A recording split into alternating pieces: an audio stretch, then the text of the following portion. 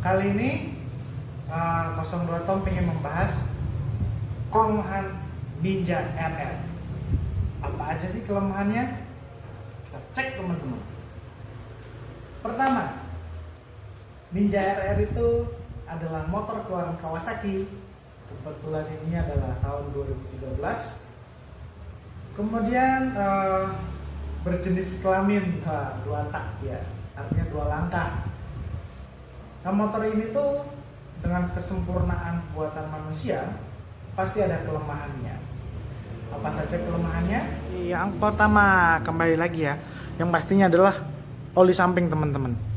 Kenapa oli samping menjadi kelemahan? Nah, kalau teman-teman kita membandingkannya dengan motor 4 tak ya, teman-teman kan hanya terfokus pada penggantian oli mesin ya, entah 1 bulan sekali, entah itu 1,5 bulan sekali, atau berapa ribu kilometer sekali.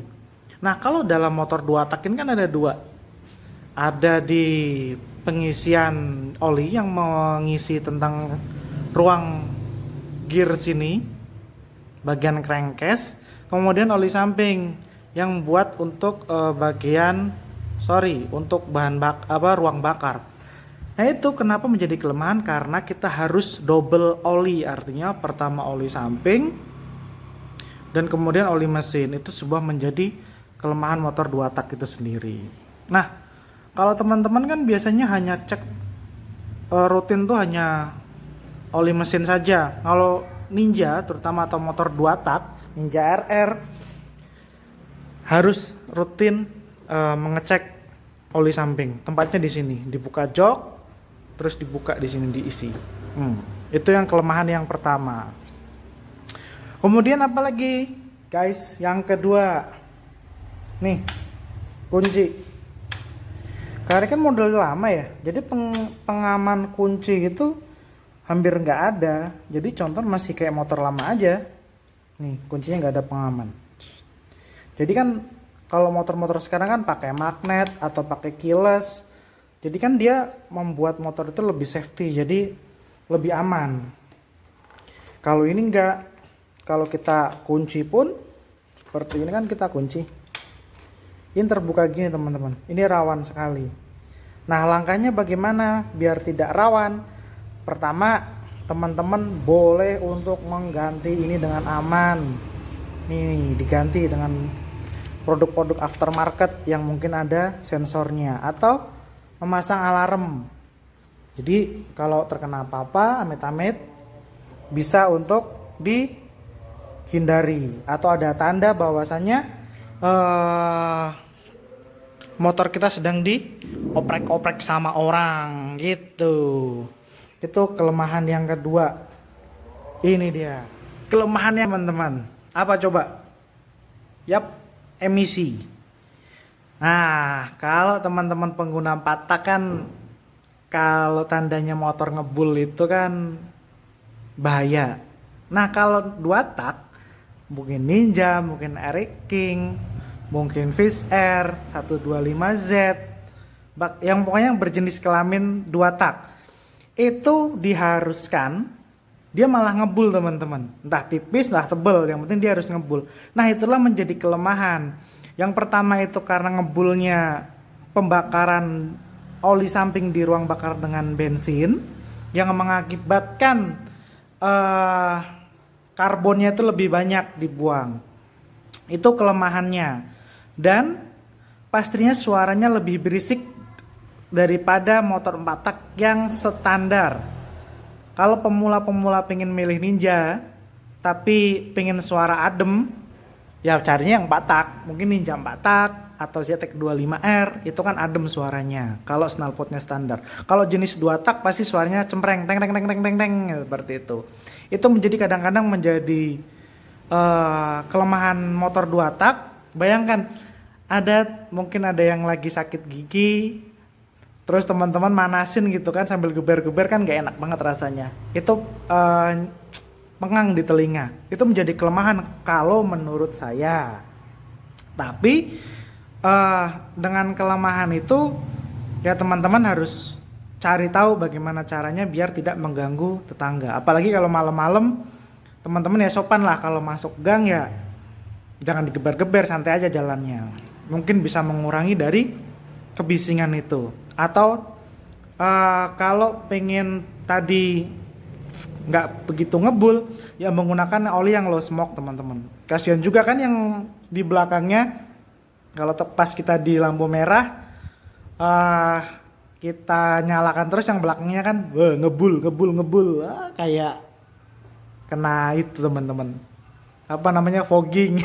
Sorry ya, biasanya yang, mohon maaf teman-teman yang pengguna selain 2 tak, yang biasanya di belakang motor-motor 2 tak pas di lampu merah karena ngebul, saya pribadi sebagai pengguna 2 tak saya mohon maaf, itu bukan disengaja, tapi memang keluaran pabrik bahwa motor ini memang ngebul, maaf ya teman-teman. Nah itu kelemahan yang ketiga. Yang keempat apa guys?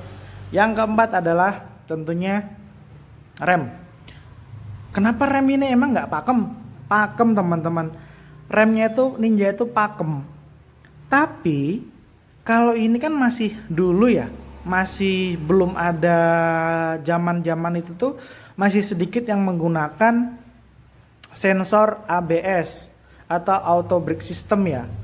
Jadi kalau teman-teman mungkin ngerem depan gini, jadi depan sama belakang otomatis ngerem bersamaan. Nah kalau motor ini itu belum. Karena belum, biasanya kalau licin itu kan apa namanya, jalanan habis hujan gitu ya, itu kalau teman-teman ngerem secara mendadak itu agak lebih bahaya.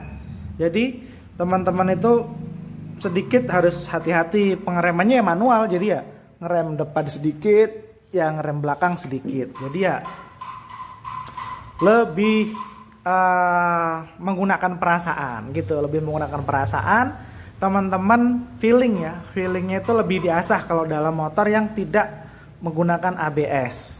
Jadi kan enggak, kalau ini kan, kalau yang ABS tuh direm gitu, jarak berapa meter mungkin berhenti kalau pengeremannya masih bagus.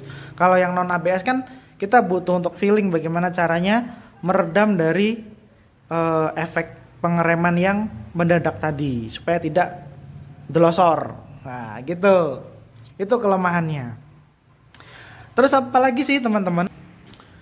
Ya nih, dibalik bodinya yang sporty, ya kan sporty banget nih bodinya, nungging lah pokoknya, nungging banget pokoknya, ini tuh racing banget lah. Tapi kelemahannya adalah kalau teman-teman jalan menggunakan Ninja, siap-siap nih, bahu teman-teman tuh pegel rasanya, apalagi pinggang tuh rasanya capek kalau pas kondisi macet. Kalau enggak sih enggak begitulah, apalagi teman-teman yang punya tinggi badan yang kurang, maksudnya biasanya 160 ke bawah. Kalau menggunakan ini jarak jauh, biasanya posisi bahu itu pegel, itu pasti pegel. Terus kemudian posisi pinggang, karena terlalu jauh nih antara stang sama sini kan ada mungkin 50 cm lebih ya. Jadi untuk jarak apa namanya, pengendaraan tuh agak sakit gitu kalau jauh. Tapi kalau teman-teman enjoy sih no problem. Tapi menurut saya tuh menjadi kelemahan. Tuh, nungging. Yang bonceng juga kadang-kadang merasa pegel banget nih teman-teman kalau motor Ninja ini. Secara pribadi saya pun biasanya daripada saya bonceng di belakang, saya milih untuk memegang kendali setir teman-teman, karena di belakang tuh capek rasanya pinggang. Mohon maaf nih Kawasaki, ini memang capek banget, khusus untuk produk Ninja yang RR ini, yang new ini, belakangnya tuh capek rasanya, pinggang tuh mama, pegel sekali rasanya. Itu dia kelemahannya. Di balik sporty, di situ tersingkap pinggang yang sakit atau pegel. Yang selanjutnya, Ninja ini karena motor 2 tak, jadi agak sedikit lebih boros konsumsi bahan bakarnya. Kalau biasanya itu motor 4 tak itu mungkin bisa 1 km bisa 25, bisa 30, atau bahkan sampai ada yang sekarang itu ada yang sampai 40 atau 50 km per liter menggunakan Pertamax dengan kecepatan yang diatur.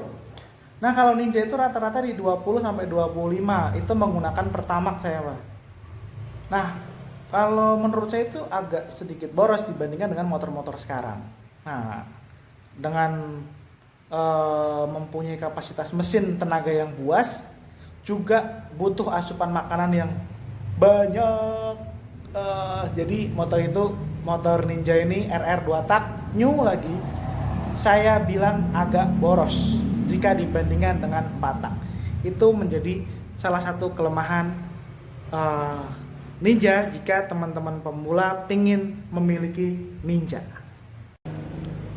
Dan menurut saya kelemahan yang terakhir itu, karena ini motor Ninja dari dulu nggak pernah diupdate ya teman-teman. Perasaan saya dari pertama dulu make waktu SMA sampai sekarang, keluaran pertama Ninja sampai sekarang tuh belum pernah Ninja itu memasangkan ini teman-teman, electric starter. Jadi masih menggunakan engkolan. Nah, itu menurut saya menjadi kelemahan, karena jika teman-teman tiba-tiba mati mungkin di lampu merah, terus kemudian di jalanan tiba-tiba mesin mati, kalau yang elektrik kan enak ya, tinggal pencet aja sini kan nyala gitu. Nah, kalau ini tuh enggak, masih manual, harus engkol lagi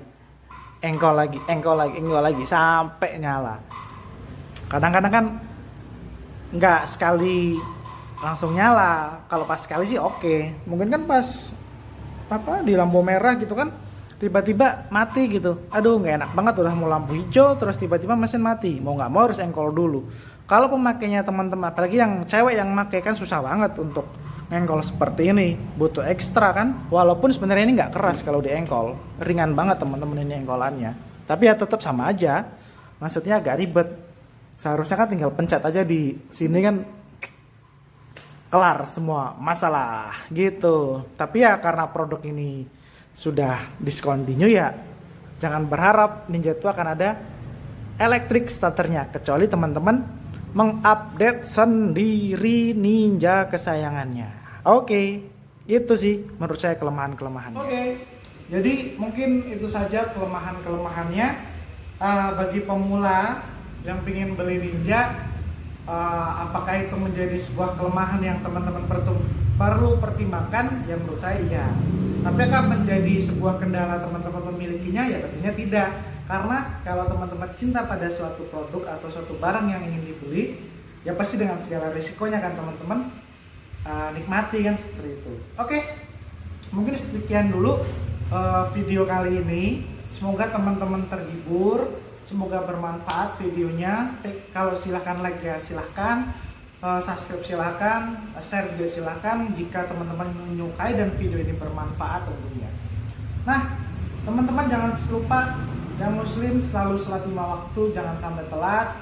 Bahagiakan dirimu, keluargamu, anak istrimu, dirimu sendiri. Yang belum dapat pekerjaan, semoga segera dapat pekerjaan. Yang baru merintis usaha, semoga segera usahanya maju. Dan yang masih sekolah, semoga lekas lulus menjadi prestasi yang bagus. Oke teman-teman, salam Ninja 2 tak, salam Indonesia, dan selalu sehat. Assalamualaikum warahmatullahi wabarakatuh. Dadah.